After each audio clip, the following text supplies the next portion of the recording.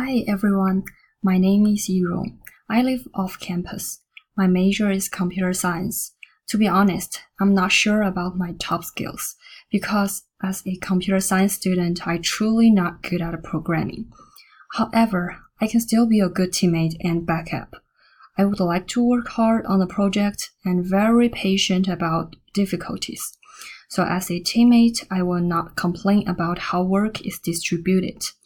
I will be very respectful listening to your ideas and sharing my opinions. Also, I will finish my work on time. I feel totally fine if you have any question about my work. I'd like to solve it and discuss with you. Here is my ASU email. I hope see you guys as a team.